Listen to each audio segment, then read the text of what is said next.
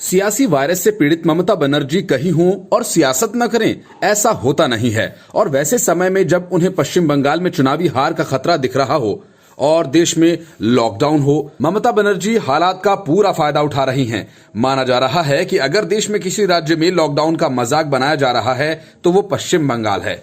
Vote के चक्कर में ममता न सिर्फ लॉकडाउन के साथ खिलवाड़ कर रही हैं, बल्कि कोरोना के संकट को भी हल्के में ले रही हैं। जानकार बताते हैं कि ममता बनर्जी को सिर्फ अपनी पड़ी है, इसलिए वे पीएम के साथ मुख्यमंत्रियों की बैठक में शामिल हुई।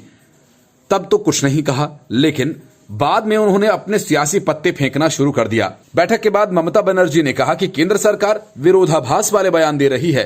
एक तरफ केंद्र सरकार कहती है कि लॉकडाउन का सख्ती से पालन किया जाए, तो दूसरी तरफ वो दुकानें खोलने का आदेश देती है। अगर आप दुकानें खोल लेंगे तो लॉकडाउन का पालन कैसे होगा? ममता ने यह भी कहा कि मोदी की मीटिंग में कई मुख्यमंत्रियों को बोलने का मौका नहीं दिया गया।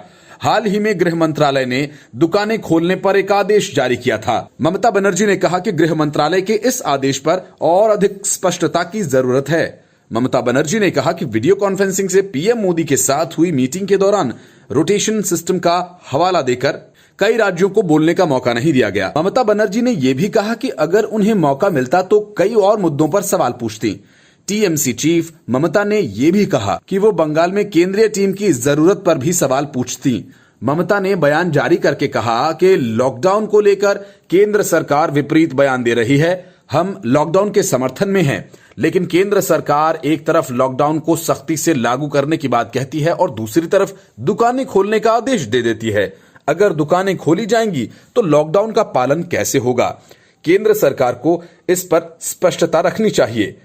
होम क्वारंटाइन के बारे में ममता बनर्जी ने कहा कि अगर कोई शख्स कोरोना पॉजिटिव पाया जाता है और उसके पास घर पर ही सुविधा हो तो वो खुद को होम क्वारंटाइन रख सकता है।